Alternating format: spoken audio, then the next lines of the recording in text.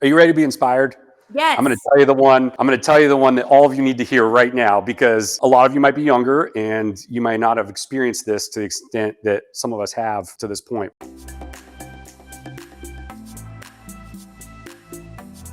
What's up, friends? Welcome to another episode of the RE Junkies podcast, where we supply your regular fix of all things real estate. Make sure you're the first to get your dose of the RE Junkies podcast by subscribing on your favorite podcasting platform and on YouTube. And while you're there, drop us a review. I'm Brooks O'Hearn, joined by my co-host Kaiten Murphy, and today we've got our friend Vinny Giglio out of Charlotte, North Carolina as well. Vinny, how are you? I'm doing great. How are you guys doing? So excited that you were here. I'm so excited to be here, and the fact that you guys are doing this podcast is amazing. Oh, it's going to be so much fun. I don't even know. How long ago did we meet, Vinny? It was like 3 years ago? It was definitely before the COVID madness. I think it was about a year before. Yeah, 3 or 4 years. Yeah. Yep. So I met Vinny at a meetup, I think. Or no. I met you through Subcom. I think it was my dad, actually. Yes. And so Vinny began his career in 2005 when he joined a mortgage brokerage specializing in commercial properties in Southern California. A couple years later, he left the corporate world and he started his own brokerage, closing nearly, 1,000, 5+ Closed over 1,000 transactions. Yeah. Heck yeah. Wow. Since then, Vinny came from California to Charlotte, which, like we said, is where we met. And he's largely moved into the real estate development space, which, funnily enough, he is revitalizing my hometown of Mooresville into the coolest space ever. So we've actually reconnected a lot lately on that. And I keep telling him that he's like 10 years too late for personal reasons, but really it's perfect timing. So before we get into all of that, Vinny, I want to just start from the beginning, because you did not start your career in real estate, correct? I did not. Okay. Tell us where you started and then how you got into real estate. Sure. I've always been of the thought process, try everything in life. You only live once. So I really do live into that. So I've been everything from a surfer and water polo player to an infantryman in the Army and an airline pilot at 23. And it was, do you want me to tell the story behind the airline? I do. Okay. Yeah. So when I was with the airline, I was with a regional carrier of Northwest called Pinnacle, which is flew a CRJ 200. It's a 50-passenger jet. And I was based in the Northeast, but I was still living in California. So I'm working 26 days a month. I'm on reserve. I'm making, on average, it ended up being about $3.44 an hour. It was $1,200 a month.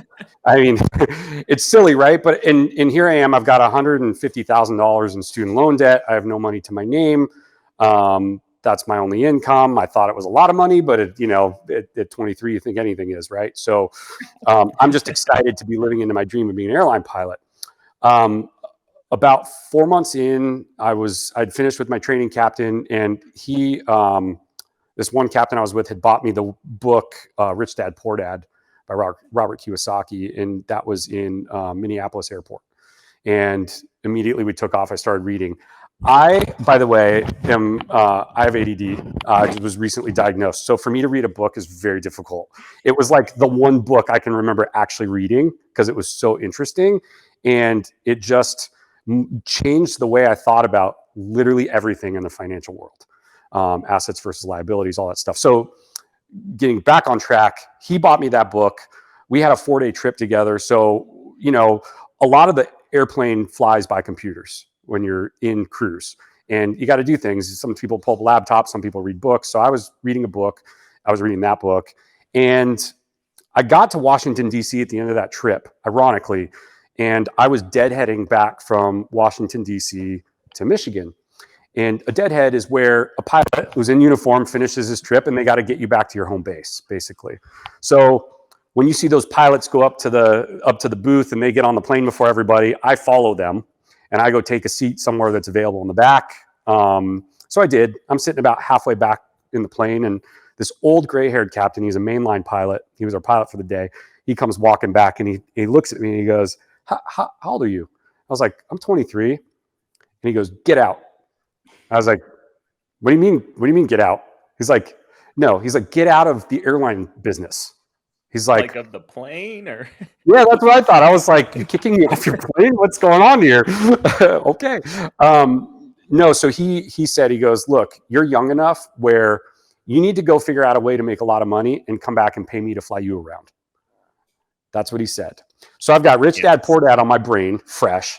I got this guy, this captain who just said that to me.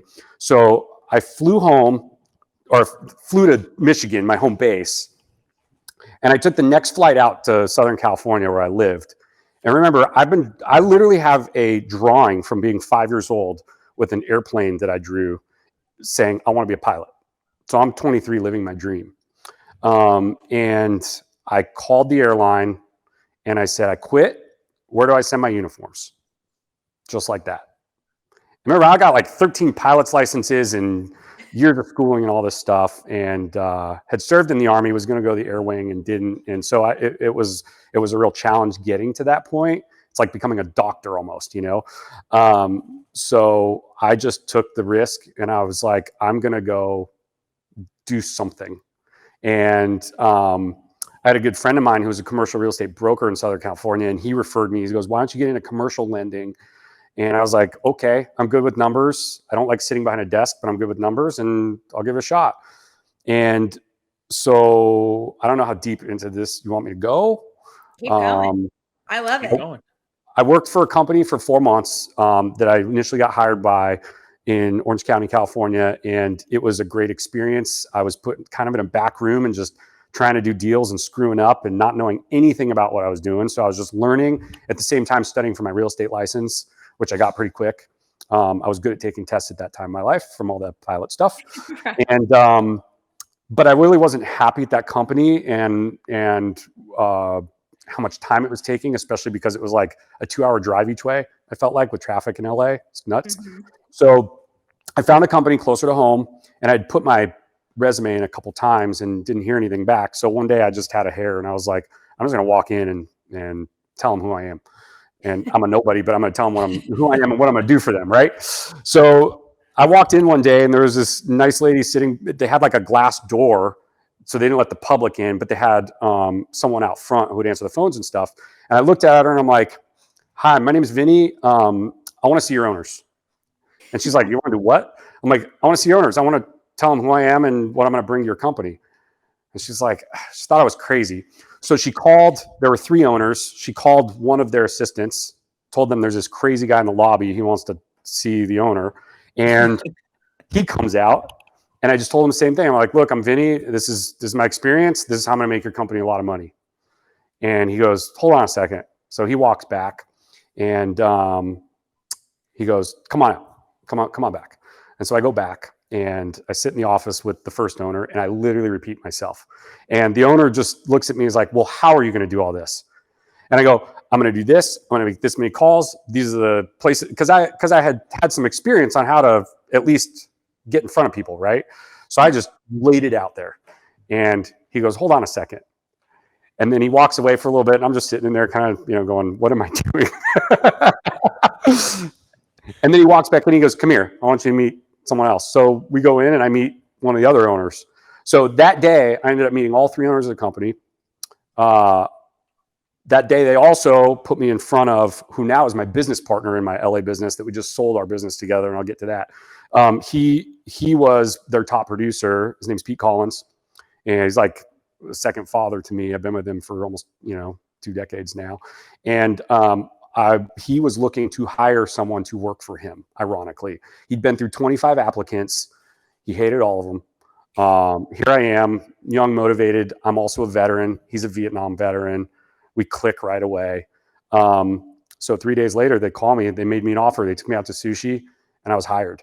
And that was really the moment that, because I kind of stepped out on that limb, that fired it off for me. Because now I'm about to work for someone who's very experienced, doesn't take anyone's crap. Like I'm like the nicest guy in the world in 2005 with no backbone. I'm just like, everyone will always tell me, you're too nice. And here I am with a 7-year in the jungle fighting in special forces Vietnam vet. It was a interesting dynamic, to say the least. So I was going to say, sounds like a match made in heaven. It was heaven. It was good cop, bad cop to a T. So Vinny, I worked. before we go any further on Yeah, that, sure. though, a couple things that I'm picking up and that I know about you because I know you personally is you are a huge action taker. So, and you've already exemplified that a couple times since we've started talking. And you talked about you started in this room when you got your commercial brokerage license, and you were failing and you're failing and failing. First of all, what kept you going? And then second of all, what was it that kind of drove you to put yourself out there? Because I feel like a lot of people, especially when starting a new career or starting a new business in the entrepreneurial space, they're like, I'm scared to put myself out there. So what was kind of the driving force for you there? That's a really great story, and it like gives me goosebumps to think about because when I was growing up, my dad had his first heart attack when I was really young, and I had the most loving family in the world, and I love that man to death. He passed away a couple years ago, and at 68, and he had a condition we found out that called sudden death. So that's the unofficial term, by the way. So I'm really young. I mean, like, I always forget how old I was because it was just so traumatic. But between then and the time he died, he had 68 heart attacks. Wow. And I'm the oldest in the family. So obviously it forced me to grow up pretty quick. Sure. And things I thought about as a child was, I don't want my kids to have to go through that with me when I get older. I mean, these are things I'm telling myself at like 12 years old, right? 15 years old, like as I'm going, because I had to revive my dad more times than I can remember, even as a young child. And so that gave me a lot of inspiration. Number one, to live life to its fullest, right? Because here I am, my dad's super healthy, by the way, when he had his first heart attack, playing basketball at Venice Beach, like, pickup games, rocking them. He played in college, was set to go to the NBA and ended up getting really sick. And so it was this whole, so I'm watching this really healthy man who I love to death. And he's like dead in front of me and as a child. And so live life to its fullest. And then also I wanted to do something where eventually I could have enough money and not worry like we did growing up, Yeah. Yeah, absolutely. Wow, talk about some trauma.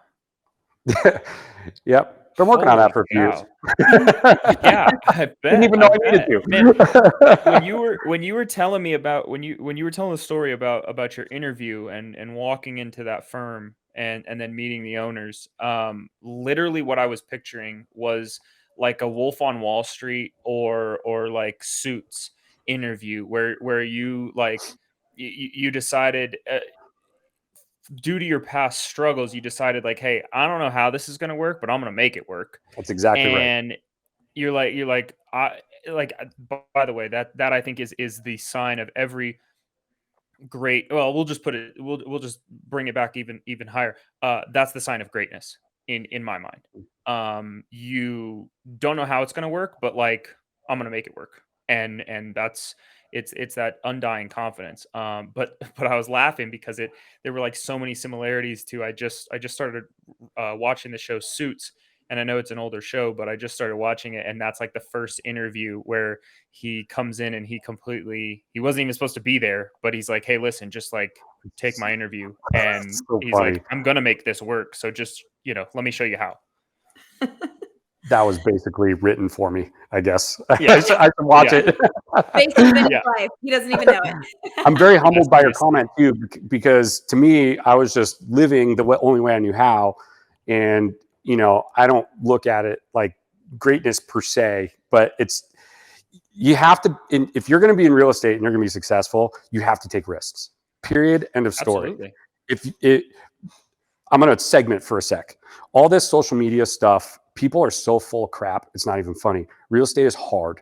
Real estate takes a lot of time and commitment. And we used to joke, and you'll see why later. I mean, you've already heard the volume of business I've done, but look, 10% of the people in real estate are making 90% of the money. Yeah, and half the time, the bigger the smile, the less money they're making. So It is a grind. I say that because it's a grind. It's a metaphorical thing about the smile. So anyway, that's, what you're saying. No, you're absolutely right. Like you got to roll your sleeves up. This business takes some grit, and I relate it to sports. and all the greatest athletes, Tiger, Michael Jordan, and name your sport, name your athlete. If they were great at some level, they had I don't know how I'm going to do this, but I know that I'm going to do this. Yep. Um, Absolutely. I mean, Tiger won a U.S. Open on a broken leg. Like somebody, he never should have even swung a golf club that week. And he said, "Watch me." Right. Look, my background's in the Army, and I'm a jet pilot. I don't know crap about real estate. My degree's in professional aeronautics. Like, what the hell do I know? And but I know how to find the answers. When I don't know something, I know how to say I don't know, but I'll find out. And in real estate, you have to be able to humble yourself to step back and be okay with telling someone that. There are many customers that I dealt with where, number one, either I didn't know and I said, hey, look, I don't know, but I'm going to find your answer. Or number two, you know what? That's a better deal. You should go over there and come back to me when you have something else. And just between that and the integrity, that's how you're going to build a really huge, successful client base also. I'm sure we'll get into all this. I was just about to say, you hit the nail on the head of being a successful entrepreneur, in my opinion. Integrity. And, I respect the people the most who say, hey, I can't provide you the best service in this, in this circumstance, but please come back and, we'll do this again. And I respect so much when they're like, you're going to go save money over here. But I want to help you, the next time, kind of thing. And then also just, admitting to the fact that you don't know everything, but you will find somebody, or you have a connection to somebody that does. And I learn something new every day. I've been doing this 2 decades. Every deal. Every single deal is different. 1,000 deals, I can name something on every deal that's different every single time. And I'm shocked by it. I'm like, how the heck did I, you know what I mean? So when you're on your real estate journey, you have to know that that's coming. Don't be surprised that everything's going to change all the time. But you have to be able to adapt and move around. Absolutely. Yep. And your the integrity piece, like, you don't just owe that to your clients, you owe that to yourself to tell clients when they are the wrong fit, that they are the wrong fit. Because nothing, and I'm sure you can say this after thousands of deals, nothing will be harder than a deal that you take on knowing it's the wrong fit and you still try to force it to the finish line. That deal will be harder than anything you ever come across. You just brought up something that is like, it took me a long time to learn. And once I learned it, my success went through the roof. And it was that I tried to do every freaking deal in the beginning. Yep. And the guy I was working for, I was his young grasshopper. That's what we called me in the beginning, where I was like the Karate Kid thing. And and I looked at every deal, and he admired it because I did put so much work into it. But if I specialize in multifamily financing, right, 5+ units, I'm going to be an expert at that. In the beginning, I thought I was an expert at everything, and I knew nothing. So I'd get pie in the sky deals or deals on churches and all this stuff. And here I am, I'm getting so close on some of these deals, and they blow up, and they're just done for. Whereas every apartment deal, it's just done. And once I learned to focus on my expertise, all that stuff didn't matter. I know I could tell you right now, you bring a deal in front of me, I'll say, nope, not my deal. I'll just cut it out right there. I don't do those, sorry. But here's someone that does. And you know what? In the background, I'm not looking for a referral from them. I just want you to, and I'm going to segment into this because we're doing a lot of like preaching to people right now about what to do's and not do's. When I made the most money in real estate was when I stopped looking at how much money I was going to make on a deal, and I focused on the service to my customer. Period. End of story. If you build it, they will come, right? Very Field of Dreamsy.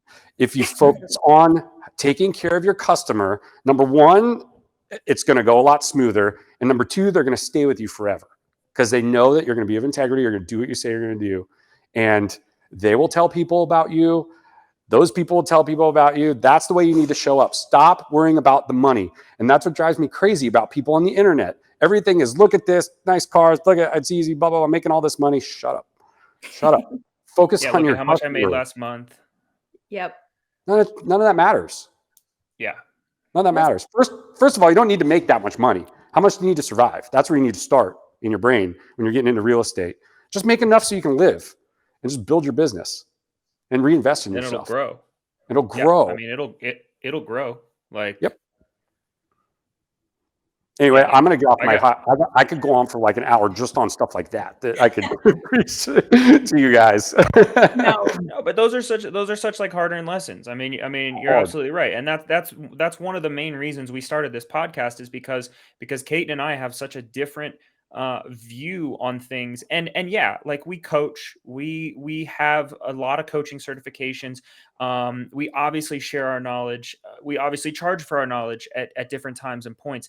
But there are so many things in real estate that people aren't sharing, and it's like, hey, in a 30-second TikTok video, I'm going to teach you how to wholesale a house and make 20 grand this month. Yes, you maybe can do that, but the problem is after that, like after that 30 seconds, there are hours and hours of knowledge that are needed to get into that or to buy an apartment building, right? Hey, it's sexy, it's cool. Everybody can put a 30-second TikTok out there that, hey, I bought this, 30 unit apartment building and it's going to pay for your house and your car for the rest of your life. Awesome. That is freaking awesome. Yep. But don't put it out there like that, that it's so easy to do. It might be simple, but it's not easy. No. And boring in business is okay. Yep. To just continually do the same thing over and over and over and over again. I mean, the most profitable company in the world is Apple, or the highest valued company in the world is Apple. And what do? iPhones, Apple Watches, and what are they accused of? The same iPhone with a new number every single year. That's exactly what right. do? They keep selling. Yep. They keep selling. Yep. Yeah, if you're doing different types of deals all the time, you're learning way too much all the time. And I have a couple people I've ran into across the years that I really like who they are, but they never make any money. And most of the time, it's because why do insurance and loans and real estate and yada yada yada yada? And it's like, oh, well, are you an expert in any of them? Well, Right. no. Yeah. Well, are you even sure of your own name? Like, right. So it's like they're chasing $5 over here and leaving $1 million on the table over here. And just, I've always preached I've preached a lot to the younger gen. I built a Instagram following over it years ago, and I'm so busy these days, and I don't want to be famous. So I don't spend a lot of time doing it anymore. I'm not chasing internet clout, but I still talk into a lot of kids' lives offline. And this is along the line I tell them. I say, become an expert at one thing. That's it. Because you can take that anywhere. You can do it forever. No one can take it away from you. You'll always be valuable to society, to yourself. So anyway, that's really important. And I'll take that one step further. When I was before my career really took off, there was a guy in Southern California. His name is Bill Ruane. I lived in this little town of El Segundo. It's like 1 square mile. It was less than 20,000 people. And year after year, Bill Ruane was the top RE/MAX real estate agent in the entire country. And he only did deals in El Segundo, and everybody knew who he was. Everybody. You need to sell property, you call Bill Ruane.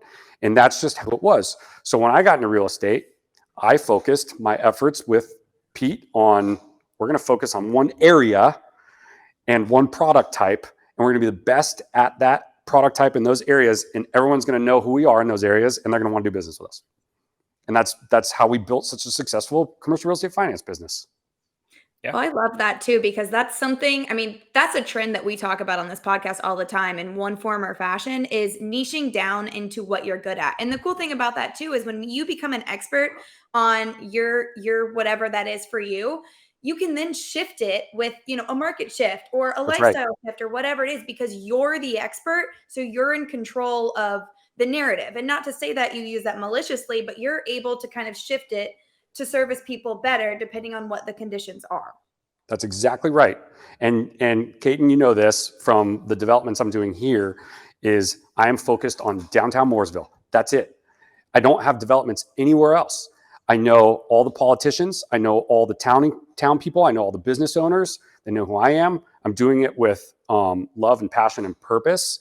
And I don't need to go build originally we were like, let's go build in Charleston, let's go build in Nashville, all that stuff. And when COVID hit, we're like, we love Mooresville. Let's focus in downtown Mooresville. And that's all we need to do. I mean, it even goes as far as that. So we applied the same principles that I learned from that one guy back then, even into our development company. Will we eventually develop somewhere else? Probably. What we'll do is we'll build out and finish our vision for downtown, and maybe we'll go find another town we fall in love with and do it all over again. I don't know.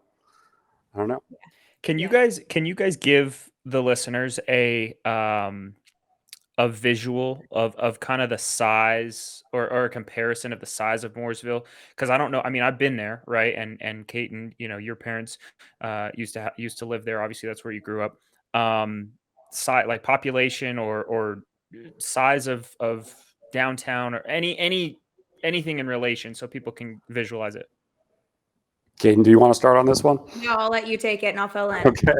So Mooresville is potentially with the unincorporated area is going to grow to 100,000 population. It's about 20 minutes north, depending on traffic, 20 miles, let's call it, north of uptown Charlotte.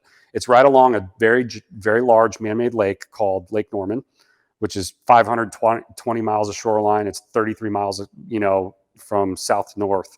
And there's 3 other cities south of Mooresville, between Mooresville and uptown, basically. Huntersville, Cornelius, and Davidson. It has I'm from Southern California, and I grew up in El Segundo. It has a very South Bay vibe. If any of you are from Southern California, it's El Segundo, Manhattan, Hermosa, and Redondo Beach. And, but anyway, so it is kind of spread out, but it's downtown in particular where we're developing is like, how many blocks? Right? It's 3 streets. Yeah. And half a mile in length. Maybe. So we're not talking.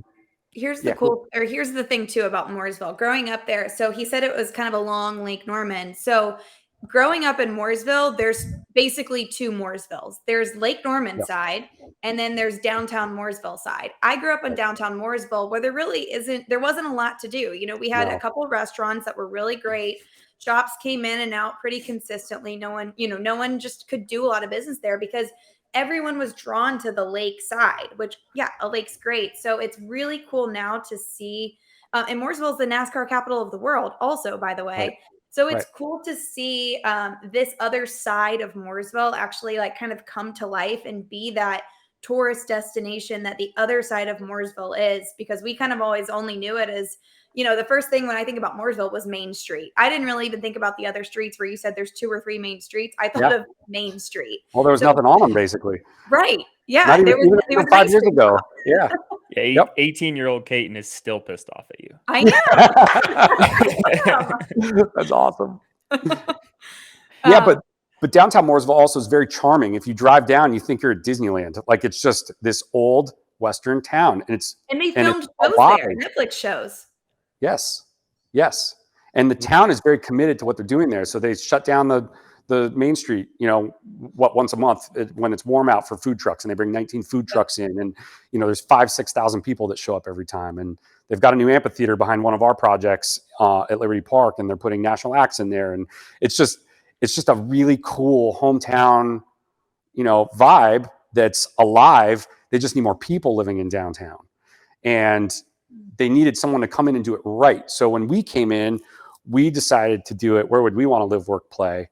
And it reminds me a lot of my hometown of El Segundo. That was, everybody knew each other, small businesses. My hometown of El Segundo, it took 20 years for them to get their first fast food restaurant. Wow. And it was a fight for a fast food restaurant, because we had same thing. We had like the residential side of El Segundo, and then we had the commercial side of El Segundo, and it was always very separate. It was separated by a main street called Sepulveda. And I remember when the first McDonald's was approved, and now it's a lot different. But so Mooresville, even like our most recent development's 140,000 square feet. It's 4 stories. It's called Mill 1. It's 90 luxury apartment units over 32,000 feet of retail. And we've taken our time to lease up the commercial because we are trying to do it with purpose. We are taking local restaurant operators in the Lake Norman area and having them open restaurants there. We're taking local businesses. We're supporting. So we're approaching it very different so that it keeps, because it's going to develop, whether anyone likes it or not. It's going to build up. It's primed for it. Yep. The city's pushing for it. But we're going to do it the right way. And we're going to make sure we set a standard so no one screws it up. So just to kind of, dogleg off that one, we're privately, we own a lot of the land in downtown now. And I think when it's all said and done, we'll have about $250 million in private investment from just our little 4-person operation, through local investors. And by the way, no institutional money. It's literally all local people. So you can tell, I mean, that's the way we're approaching it. So we just want to, it's going to be a legacy. It's going to outlive me. It's going to be there forever. It's going to outlive all of us. So we want to do it the right way. Yeah. And that goes back to, doing things with purpose and serving your customer. Our customer is the town of Mooresville and its citizens. So we want to do it right by them. It's not all about the money. It's evident you're doing right by us as well. Thank you. Yeah.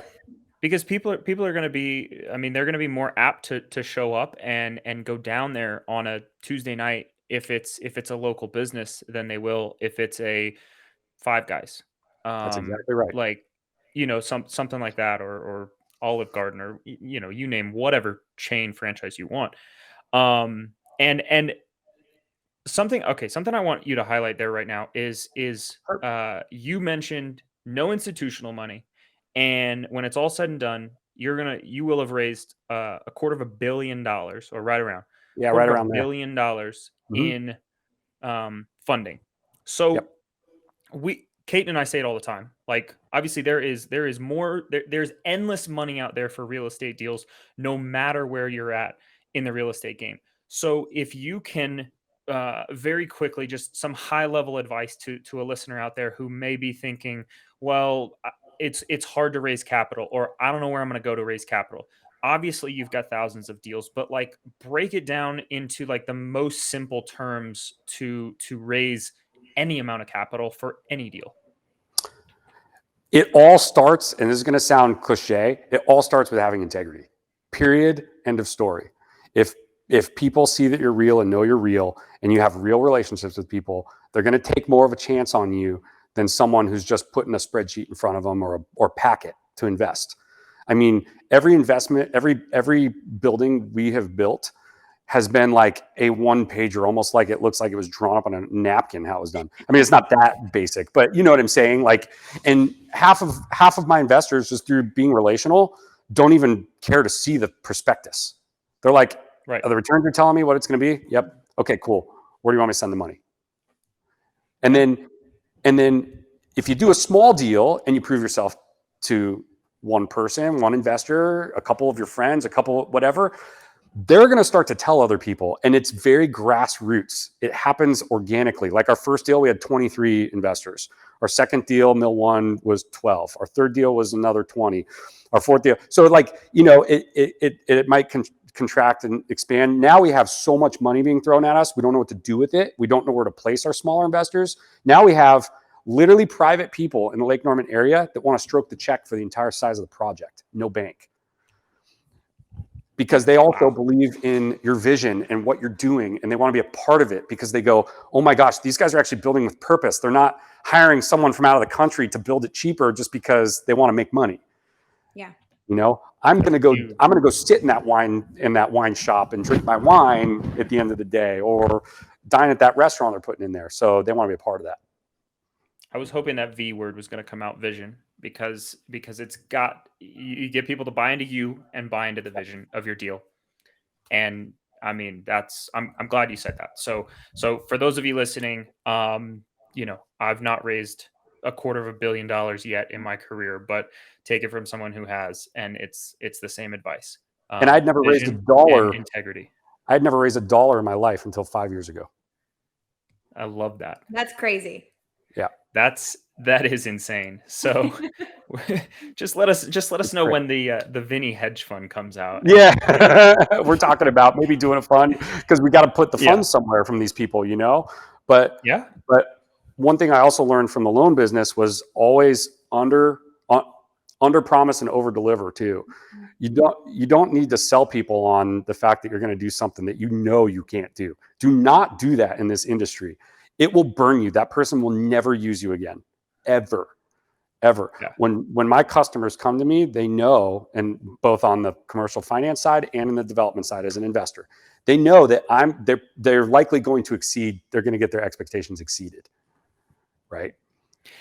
I guess that's the one place that you probably can't have that that kind of cavalier attitude or mindset of, I don't know how it's going to happen, but I know it's going to happen. Like when you're taking people's money, you better know what's going to happen, at least to a solid degree, and tailor those expectations from your money partners so that you actually deliver on what you say. And when you're taking people's money, that's way more serious than looking someone in the face saying, I'm going to get this deal from contract to close. Like it's way different.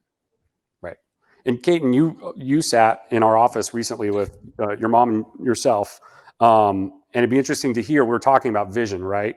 When we sat down and we looked at the map and I showed you our vision for the town. I mean, how did you guys feel coming out of there when we were done? I was floored, first of all. I mean, I literally had to pick my jaw up off the floor. We walked out so excited. Again, knowing that town so personally, it was just really, really cool. And I was excited. You know, neither of us live there anymore, but we frequent Mooresville all the time. We've got rental properties there. And so it's so cool to know that both our tenants and just residents there get to experience that life. And truthfully, makes me want to move back to Mooresville. So, you know, not only do I think your vision is amazing and it's really cool, I can tell that you guys are also so excited about it too, which comes back to this whole theme of passion. And I know that you're passionate about it. I know that you care about the town. So it's really, really cool to see all that you're bringing into it. Thank you for that. That's basically exactly what I was expecting on the end to hear is feeling that passion and the love for what you're doing. I mean, that's so important in real estate. There's so many people I've run into over the years, brokers that I've worked with, that you could tell they're just in it for the money, or, you know, there's ulterior motives. But when you run into people that are passionate, like Caton, you've always been so passionate about this business, and that's going to reflect in who your clients are, how your vendors are treated, how they treat you, the things that people are willing to do to get things done for you. I mean, that is so critical. And I'm sure a lot of people you guys are talking to, we're talking to on this podcast, are agents, right? Mm-hmm. Yep. We'll have a lot of agents or investors. Yeah. I mean, everything we're talking about in this episode is just so fundamental and so basic. And if you can really just listen to these things and take them to heart and really apply them to your business, you are going to grow so exponentially, you won't know what to do. Yeah. Well, that's what we talk about a lot too, is all of these things are very, very simple to do. But the thing about simple things is they're not easy. They're simple. And they're also simple not to do. So you really have to have the ability to, on the days that you don't feel motivated, you've got the discipline to do those simple things and apply these tactics that we're talking about. That's exactly right. It's like a saying that I've learned recently. It's for sale, not on sale. Like these little tags, right? I want to throw that one somewhere in this podcast somewhere so that you guys can utilize that when people are trying to. I like it. I like it a lot. So, Vinny, we've talked a lot about a lot of highs in your career, but we all know that, especially in the entrepreneurial world, there's lows too, and it tends to ebb and it tends to ebb and flow. Yep. Thank you, Peyton. So I want to talk about maybe a low point in your career where you're like, I don't know how I'm going to make this happen. I don't know how I'm going to get off the floor. Are you ready to be inspired? Yes. I'm going to tell you the one that all of you need to hear right now, because a lot of you might be younger and you might not have experienced this to the extent that some of us have to this point. But if you've heard about this, there was a crash of, about 10 years ago, 2008, 2009, 2010. And obviously I came out of the airline. I'm in the business. I was at the point when the market was peaking where I was offered a partnership with the guy I was working for, and we were going to stay at that company. And it was a smaller percentage, but based on what he was bringing in and his client base and our client base that we were building together, it was going to be fairly significant for a 27-year-old, right? So I'm like high horse. I had always lived with my parents or, slept on people's couches or whatever. So I'm like, okay, I got my own place. Everything's going well. Life's good. And then it just literally overnight went off a cliff. The guy I was working for at the time was making a couple $1 million a year in gross commissions, before his payouts. And I was probably making 90 grand a year at the time, salaried plus some bonuses. I mean, I'll just be very transparent. And the year after the crash, I remember I made $18,000. So luckily I didn't buy anything stupid when I started making a little bit of money, but all of a sudden I'm like, am I gonna be able to eat next month? I moved in with my cousin in a room in her house that she let me live in for free. But the takeaway from this, so I think that year I made 18, the next year I made 36. I mean, literally, if you live through that environment, I had guys worth $100 million that the banks would not lend to because their primary business was real estate. It was so bad, and that was the problem. The banks stopped lending, period. If you could get a loan, I don't know what the heck you were doing, but you were doing something. Because we came out of a stated loan environment. Stated meaning you could tell the bank you made whatever, and they just said, "Okay, here's your money." I was gonna say it went from who couldn't get a loan. Like if you right before the crash, if you couldn't get a loan, there was something wrong. And if you could get a loan, everybody was like, "Who the hell are you?" Yeah, it was brutal. But here's the inspiration, the takeaway from that. One thing I've learned in this business is you need to stay in front of people and you need to work. You need to work. I know a lot of brokers that they get a paycheck and you don't see them until the money runs out. And that is not the way to do this business. If you want to be one of that 10% that's making 90% of the money or has the big customer base or whatever, you need to be in the office every day. So in 2009 and 2010, I was in that office every day from 8 to 5. And I was calling and staying in touch with my clients every freaking day. And it was a grind and it sucked. And there were so many times I'll take it a step further. I applied to be a police officer in 2010 because I was so tired of making no money. Torrance Police Department in Southern California was hiring. I'm ex-military. I'm a grunt. I was fit, all this stuff, right? There were 250 applicants. They chose 8 people. I was one of them.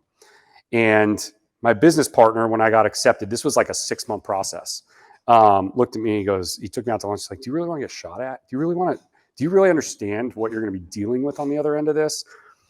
He's like, "This will get better." And I was like, "Yeah, you know what? You're right." And I walked in to the police department with a letter that they give you in this giant packet that you complete the whole 6 months. It's one letter that says, "I'd like to withdraw my application." And I signed it and sent it in. They're like, "You want to do what?" I'm like, "Yeah, I'm not, I've decided I don't want to do this." I mean, literally 250 applicants day one. I'm one of 8. And I was number 1 on their list to get hired. And it was just waiting for the next academy to roll around. And I pulled out. And that's how desperate I was during that time. But even during that, I was still going to the office every day making phone calls. And the second the bank started lending again, guess who everyone came to for a loan? You. Yes. And over the next 5 years, we became one of the top commercial real estate finance brokerages in all of Southern California. And it was just me and my partner. I mean, you're talking offices with 20 people. We were beating them. Yeah. It was crazy. I think that's amazing because it like right now, obviously there are tons of different predictions about what the next 2-3 years are going to bring. But what cannot be disputed is that the next 2 to 3 years are going to be very different from the last 2 to 3 years. So if you're an agent, if you're an investor, if you're whoever you are, I think that piece of advice right there, if you want to weather the more difficult 2 to 3 years that are about to hit us than we just experienced, if you want to weather that and come out on the back end of it, then now is the time to be building relationships, calling, touching base. Yes, obviously you're going to still get some sales through this process, but you're also going to build the relationships. And as soon as things loosen up and people come back out the other side of it, they're going to go to one place. That's exactly right. That's exactly right. And it's everything now is so technological. Get in front of people and shake their hands, for crying out loud. Send them cards in the mail. No one does any of that anymore. Not a postcard. Send them a handwritten card. I used to do that to all my customers, birthdays from me. I'm sitting there. I'm doing all this volume, and I'm sitting there writing them cards. I've got customers that are good friends of mine now who are just great human beings, and they've invested in my projects. I had one customer when I first started building out here. He literally called me on a Sunday because I'm like, hey, I'm going to build this 72 unit up here.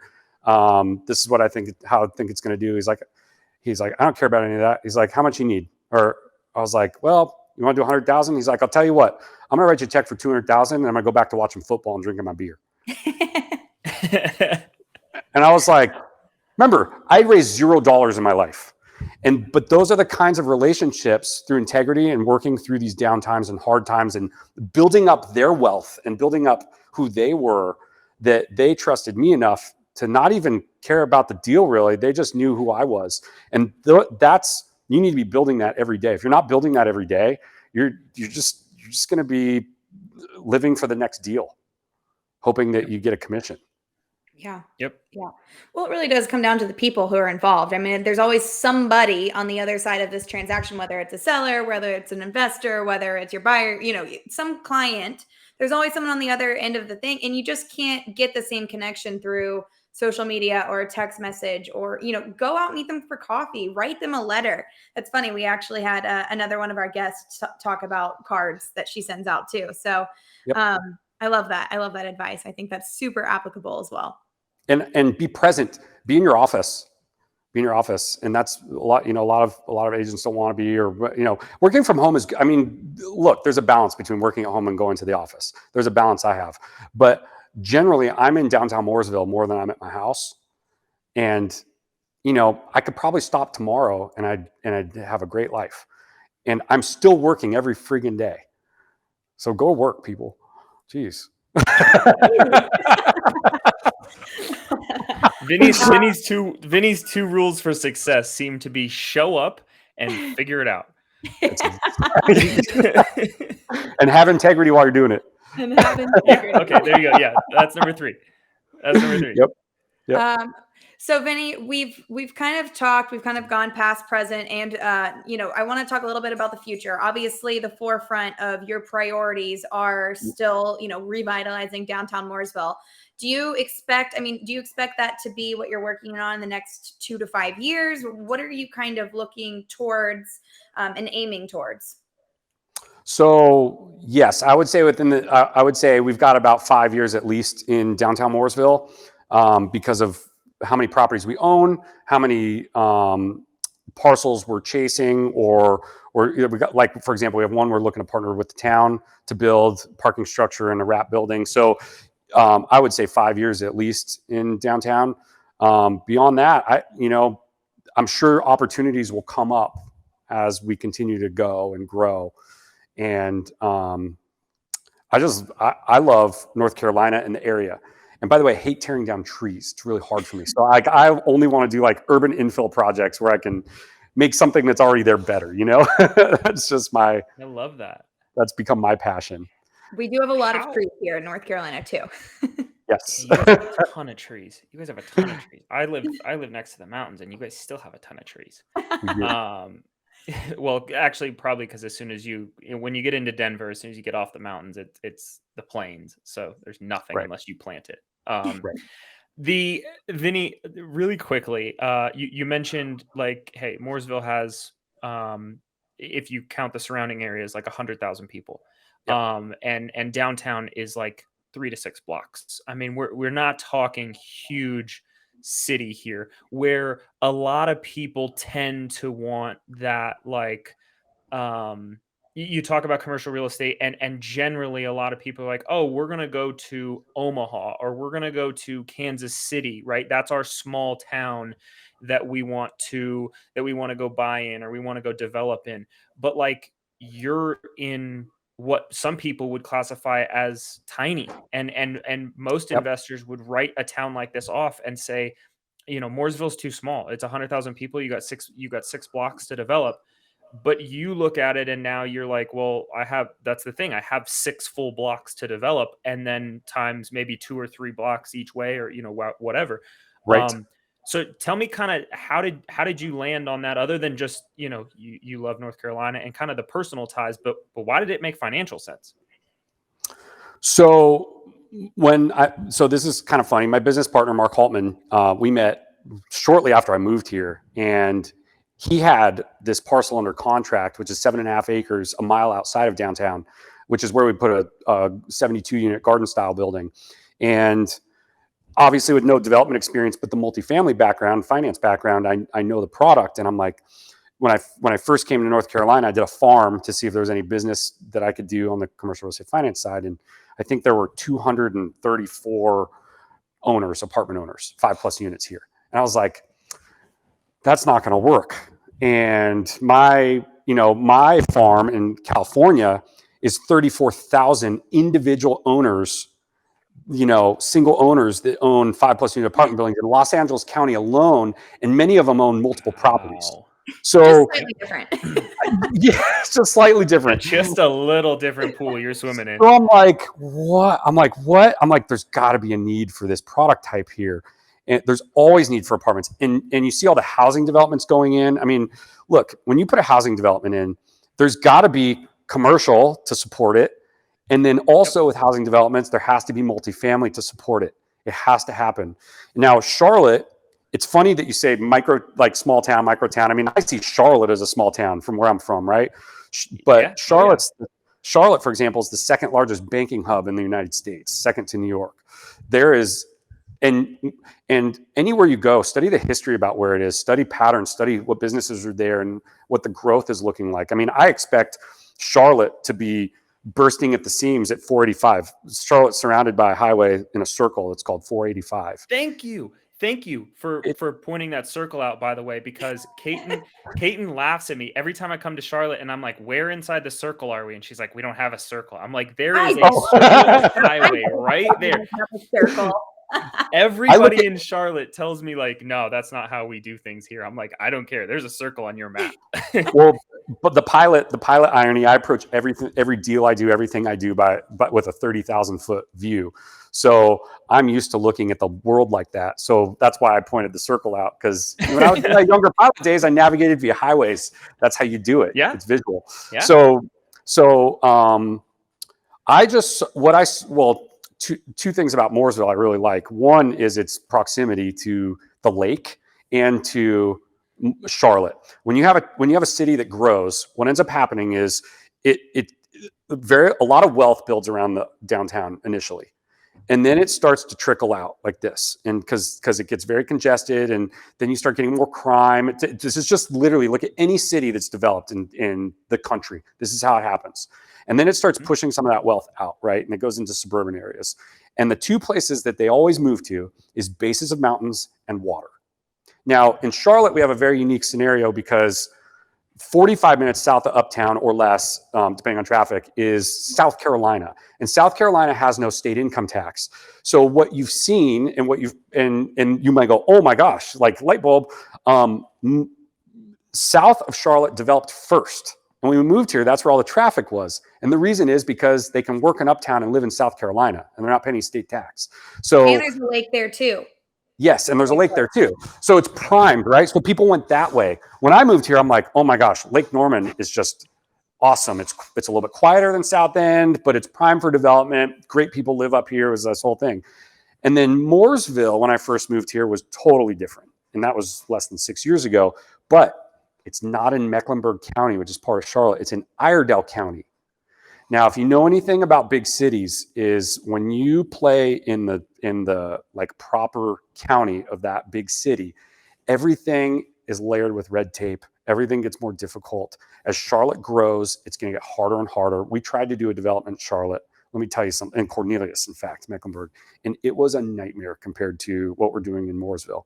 So just stepping across that border, it's more business friendly. It's easier to do everything. It's just, so Mooresville was like, okay, when he had that building under contract, I'm like, let's build something here. Let's meet the apartment need, because we can tell there's a need for that. There's like 6 units in all of downtown Mooresville. Yeah. That was it for rent. That was it.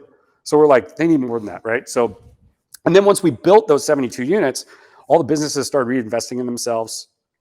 I want to use the term seedy a little bit. There was crime in downtown Mooresville. Now, from everything we're doing, there's like zero crime. We get the crime reports and it's like, oh, it was a peaceful week again. Because now you're seeing a lot of reinvestment and people taking pride in their businesses and their buildings. So that's kind of the whys of Mooresville. If I mean, is there anything else? I love it. No, that's perfect. That's perfectly practical because you hit on so many different things about, from geography to logistics of the county and the city regulations, as well as identifying where the need would be and why people move there. And you hit on so many things. So if people are listening, like, rewind this to the start of that question and listen to it 32 times if you have to. I don't care. But that's like when you're evaluating markets, that's how you quantify it, right? I talk to commercial investors all the time that try to quantify it into like spreadsheets and vacancy rates and all this other stuff, which obviously are important, but those things that you just hit on are somewhat intangible. You can't put that in a spreadsheet, but they all make a very big difference in projects and feasibility. Right. And I've bought properties out of state when I was early in my investing career by myself, and it's very difficult. You're relying on other people. There's vendors trying to screw you out of money. I have lots of stories along that. Won't get into it, but you should really be doing real estate in your backyard. And if your backyard's not where you want to do real estate, move somewhere that you want to do business. And when I say backyard, I mean, like, look, I'm building in Mooresville. I am very hyper focused, but you could do North Charlotte. You could do Lake Norman, right? I wouldn't even suggest doing all of Charlotte. I would pick niche markets and do them there. You don't need to live in Charlotte and buy in Ohio. It's like, learn a market. It's just like what we talked about earlier. Become an expert in one area, in one field, in one area, and then do it the best. And you'll know the trends, the rents, the sales prices. You'll know everything. You'll know when there's a hiccup in the market. You'll go, oh my God, there's something coming. And you'll be able to call it out. It's crazy. Yep. Yeah. I love that. And I love that has come up so many times just in this episode alone in so many different facets. And I really hope that people take this to heart and really kind of sit down and evaluate who your niche is, what your niche is, and then actually like take action on it. Yeah. Yeah. Because, online, not only are people just trying to show you how much money they're making, they're also showing you they're buying deals everywhere. And even in the position I am today, I'm like, that would be such a pain. They got to learn. Granted, if you're going to grow your company very big and you're going to explore the markets and you have the capacity and employees and people that will help you in those markets, great, have at it. I don't want to be that. I remember during the downturn too, I saw companies go from 100 people to 5 people. I've seen companies go from 30 to 1. So when I was going to grow my businesses, I was going to approach it from, I want to have few people that I'm going to take really good care of for the rest of their lives, and almost build it like a family where they're invested, give them equity ownership. If, just maybe a little too much, but anyway, so like really invest in those people and then focus in one place. But if you want to grow to a big company, that's fine. I don't have any desire to be a billionaire. I've met young agents that are like, I want to be a billionaire. I'm like, why? You know how much responsibility that is, first of all? And do you want any time with your kids or your wife or your, this or that? Like that doesn't sound pleasant. Yeah. You know how many people hate you? Yeah. I love that. I love that. That's perfect. I mean, it's ideal for you and your lifestyle.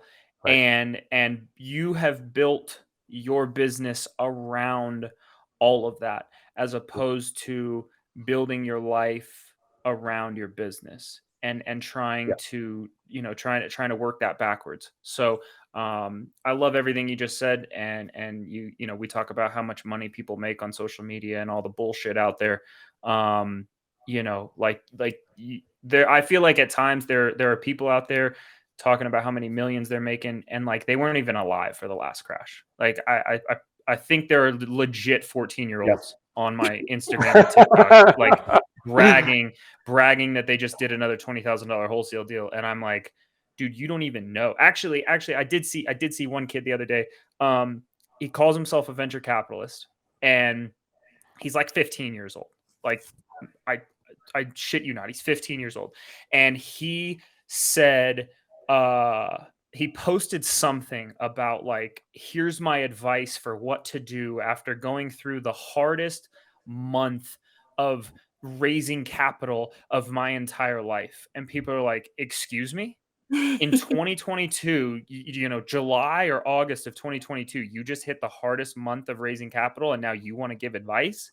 Like, buddy, let's talk to the people who, like you, grinded through the hours and hours and hours of time in 2008, 2009, 2010, and then came out on the other side of it and lived to tell the tale after making $18,000 in a single year. Like, don't tell me that August of 2022 was hard and you're now going to give some advice about how to manage a down market, you little 15-year-old shit. First of all, who the hell's writing their checks to a 15-year-old? I want to know that shit. first. That's what I was like. I was like, what is this? You need to change your algorithm, Brooks. It's all these venture capitalists and shit. I'm like, you're not a venture capitalist because you raised 10 grand to go start 3 lemonade stands down the street, kid. Like, I'm sorry, doesn't make you a venture capitalist. Yeah. All right, Brooks. We're gonna get you off your soapbox. We know that. I loved it. I love it. We could do a whole nother podcast. I told you there's a point that I'll just like get to, right? Yeah. And I just like, he gets in a mood. I love it. Well, we might have to have you back on for another podcast because it's already been an hour, and I'm so sorry. I feel like there's so much more. This was awesome. No, this was so awesome, and that's cool. That's just the sign of you have so much knowledge. You don't even realize that you're saying it. And, I hope that people come back and they take notes and they listen to this a lot of times because there is so much gold that you just dropped and you were just talking casual conversation. So maybe we will have you back. That would be an honor. But before we let you go on this round, we want to do one more little fun round with you. We call it our lightning round. Sure. We're going to ask you some random questions. We did not prep you for this. We're just going to have some fun. And we're going to go back and forth a couple questions. So cool. My first question for you is, if you could sit on a bench and chat with anyone for 1 hour, who would it be? Oh my Lord. Oh man. Can I say this? No, I'm just kidding. You can say anybody. No, I'm just kidding. I'd love to chat with my dad again and just show him what I've done. I love Sorry. That. I love that. I just got goosebumps. Sorry. If I was going to talk to someone that inspires me, I mean, God, if I could give anything to talk to Elon Musk or Joe Rogan, or like, if you want me to go in that direction, there's a whole nother list of people. Whatever direction you wanted to take it. Yeah, no, my dad for sure, because there were a lot of things I did with him as kids. Like, I'm really into cars, and we used to go to car shows together in the kids, and I have a car collection. And another thing is to set goals for yourself, and we don't have to hit on that one too much, but I've used cars as goals for myself. And if he could just see what I've built and, my passion come to life in that area too, that he also enjoyed. So that would be my answer. I love that. I love it.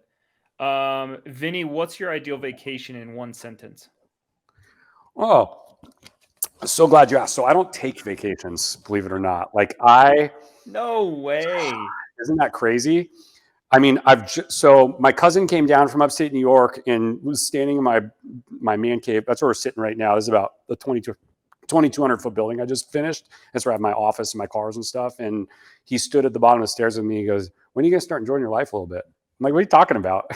He's like, "I'm going on some trips." So I just started traveling. And I'm not only doing local stuff. I mean, Blue Ridge Mountains, Lake Lure. I'm going on a car rally, starts in Chicago and goes to Atlanta over 5 days, stuff like that.